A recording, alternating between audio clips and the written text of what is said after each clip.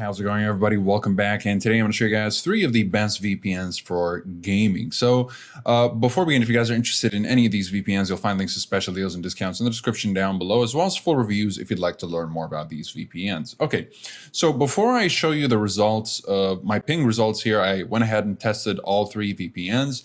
I tested a nearby server, I'm in the European region, and I tested the American server in case some of you guys would like to play cross-continent, which I don't really recommend. So first of all, let's get through some of the reasons why you might be using a VPN for gaming. Now, increased security, privacy, and anonymity are all great reasons to use a VPN, but there are many more benefits to using a VPN for gaming. You know, one of them, you could protect yourself against swatting. While it doesn't really happen often, there have been some reported cases, particularly in multiplayer games, where gamers become so angry that they start to stalk other players. So having an IP address could prove to be useful here. Now, you could also avoid DDoS attacks.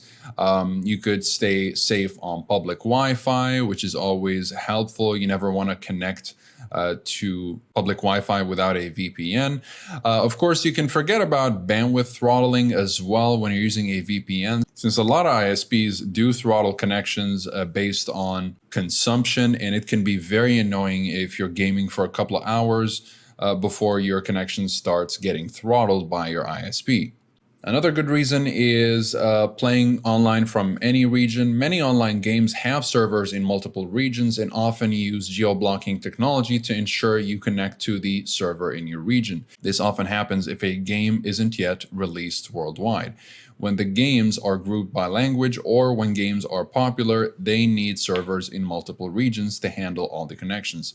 If you're in the States, for example, you connect to a server in the States. If you're in the UK, you connect to a server in the UK or Europe. But this may cause problems if you live in one region and want to group up with gaming friends in another region. Now, one tip I would give you guys if you're trying to use a VPN with gaming is that you connect to the server, the VPN server closest to the game server itself. So, you know, do your research. Let's say you're playing Warzone and you find out that, you know, one of the European Warzone servers is located in the UK, then you want to make sure that you connect to the UK. This is how you minimize latency when using a VPN. And it's one of the rare cases when you can actually decrease your ping rather than increase it when using a VPN. And I do have an example here with the ping test to show you guys how that works. And we'll get to it in just a minute. Though another reason to use a VPN is that you can enjoy new releases earlier if they only release to certain areas first. You can also play banned games if you're in an area that bans some games. We know that there are some games that are banned in Australia, China, Brazil. So yeah, you can go ahead and play whatever game you'd like to play very freely. And you don't have to worry about IP bans if a certain IP has been banned. You know, sometimes you get timeouts for bad behavior or whatever it is. Sometimes it's not really justified. So you can go ahead and change your IP by using a VPN and access the game right away. And this could happen, by the way, a lot in Rainbow Six specifically. And of course, the final reason would be to reduce lag and ping times, which is showcased actually in the second ping test that I tested here. Okay, so in this right here in this test, I went ahead and tested 2 servers. So I tested the UK server and I tested the New York server. Now, again, usually you don't want to connect cross-continent to make sure your ping stays low, but I went ahead and did it anyways, just in case some of you guys may want to do that and don't, you know, mind the slightly increased ping. Okay, so keep in mind that I am using the same servers here. Again, I'm near the European region, so I'm going to have better ping with European servers. I've tested the London server in all 3 VPNs, and I also tested the New York server in all 3 VPNs, and I made sure that in all the tests here, I am using the same server, which is Vultr.net, and it's the same with the New York server. So, and of course, by the way, you can just tell by the URL right here which VPN I'm testing. So yeah, I went ahead and adjusted that just so that you guys can tell. So without a VPN, Of course, I'm going to have the best ping at 62, 64, and 62. I went ahead and did 3 tests just for consistency.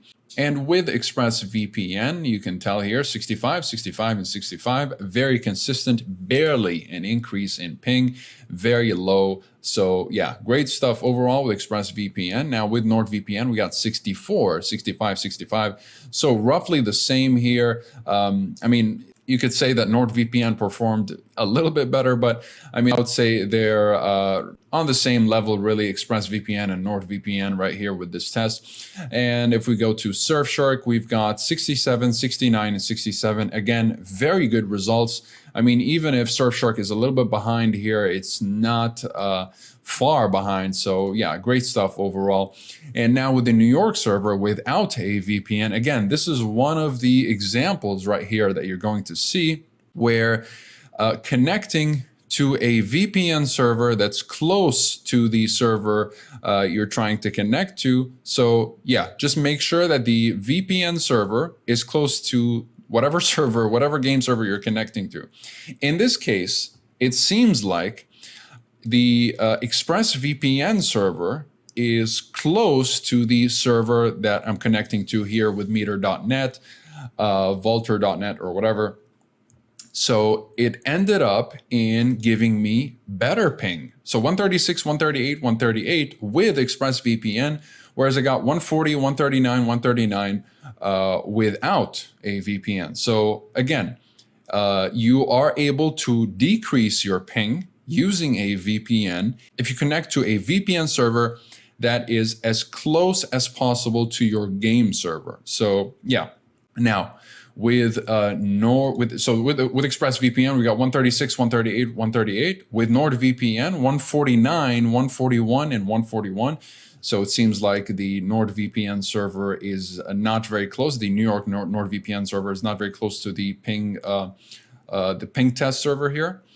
But with Surfshark, it seems like it's even closer to the ping test server. So 135, 135, and 135. Again, all 3 VPNs are performing very well. Just make sure that your VPN server is as close as it can be to the game server for the best possible results. So that'll be it. Now, how do you know which one to get? It really is up to you. If you're looking just for the best of the best overall, especially when it comes to unblocking streaming services, just go with Express if you don't care about budgeting. If you're looking for something with a few more features here and there, such as specialty servers and custom DNS and whatnot, it's also a little bit cheaper and allows you to secure one more device. Since ExpressVPN only allows for up to 5 devices, you'll get 6 with Nord. If you're looking for the ultimate budget VPN that just gets the job done at the cheapest possible cost while not really sacrificing much on performance, security, or features for that matter, as you can tell, then Surfshark will definitely be a great, convenient, very budget-friendly choice that you can just share your account with as many people as possible, since it also allows for an unlimited number of devices to be secured with just one subscription. Of course, if you're looking for more information and you want to learn more about these VPNs before you commit to a subscription, definitely check the links in the description down below. You'll find all reviews, as well as links to special deals and discounts. And keep in mind that all these VPNs are covered by a 30-day money-back guarantee, and you are able to claim your refund no matter which plan you decide to get. Granted, you claim the refund before the 30th day, and you can ask the live chat support for help, and they'll process your refund within less than a week, usually 4 or 5 days, even less sometimes. And of course, you'll find the live chat support easily accessible at the bottom right at each of these VPN's respective websites. So that'll be it for this video. Comment below if you have any questions. I'll be happy to answer all of them. Like and subscribe if you'd like to support the channel and stay up to date with everything VPNs and cybersecurity. Thank you guys very much for watching, and I'll see you in the next one. Have a wonderful day.